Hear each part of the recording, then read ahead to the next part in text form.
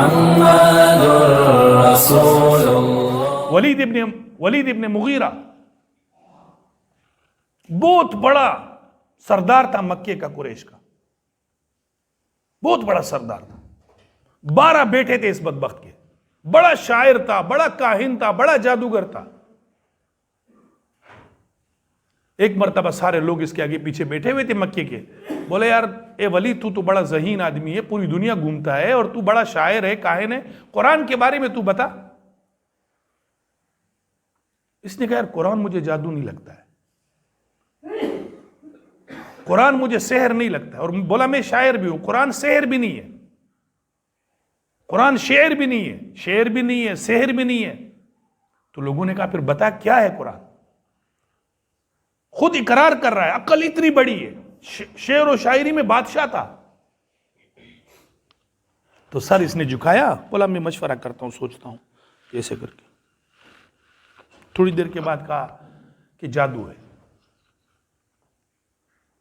قرآن اللہ کا کلام نہیں ہے۔ تو اللہ نے فرمایا قرآن میں انہ فکر وقدر فقتل کیف قدر، اس نے بڑا غور و فکر کیا۔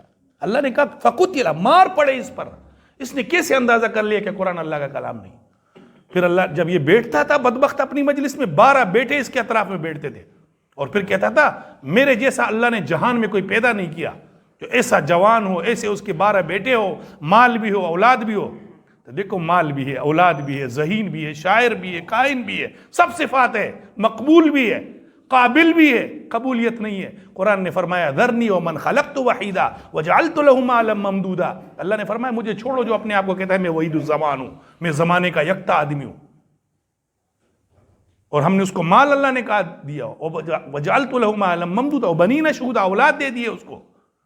تو دیکھو مقبول بھی ہے، مشہور بھی ہے، قابل بھی ہے، ذہین اور فتین بھی ہے، لیکن قبولیت اللہ کے نزدیک نہیں آئی۔ عالمگیر بادشاہ کی جب حکومت تھی تو 2 بہت بڑے بڑے عالم تھے، ایک فضل ابو الفضل، ایک فیضی، دونوں بھائی تھے، اتنے بڑے عالم تھے، اتنے بڑے ذہین تھے کہ انہوں نے قرآن کی ایک تفسیر لکھی عربی میں بغیر نقطے کے، یعنی پورے قرآن کی تفسیر میں اس نے نقطہ نہیں لگایا، با تا ثا جیم خا زال زال شین زوا غین جیسے الفاظ پر نقطے، اس نے پوری تفسیر 30 سپارے عربی میں لکھی، لیکن اس میں نقطہ کوئی نہیں لگا، اتنا بڑا ذہین تھا۔ لیکن عالمگیر کے لیے اس کے مقابلے میں جو اس وقت کا بادشاہ تھا اکبر کے لیے اس نے فتویٰ جاری کر دیا کہ بھائی تمہارے لیے سجدہ جائز ہے۔ تو دیکھو قابل ہیں، اتنے ذہین تھے۔ بڑا بھائی ابو الفضل تھا، چھوٹا بھائی فیضی تھا۔ ابو الفضل جب ایک مرتبہ 100 اشعار سن لیتا تھا اس کو یاد ہو جاتا تھا، اور جو چھوٹا تھا وہ جب 2 مرتبہ سن لیتا تھا اس کو یاد ہو جاتا تھا۔ تو جب بھی بادشاہ کوئی شعراء کا مقابلہ کراتا تھا، شاعر آتے تھے، بڑے بڑے شاعر آ کر کے اپنے شعر و شاعری کرتے تھے، تو وہ چھوٹا والا تھا وہ ایک مرتبہ سن کر اس کو یاد ہو جاتا تھا، تو وہ کہتا تھا بادشاہ سلامت یہ میرے شعر ہے، یہ اس کے نہیں ہے۔ بادشاہ نے کہا تیرے تو سنا، اب اس کو یاد ہو جاتا تھا، وہ سنا لیتا تھا۔ پھر بڑا بھائی ابو الفضل کہتا تھا، کیونکہ 2 مرتبہ ہو گیا، ایک مرتبہ اس نے پڑھا، ایک مرتبہ بھائی نے پڑھا، اس نے کہا بھائی یہ میرے بھائی کے اشعار ہے، مجھے بھی یاد ہے۔ اب جو لوگ شعراء تھے تنگ، ذہین اتنے، فتین اتنے، ہوشیار اتنے، لیکن قبولیت نہیں ہوئی، گمراہ ہو گئے۔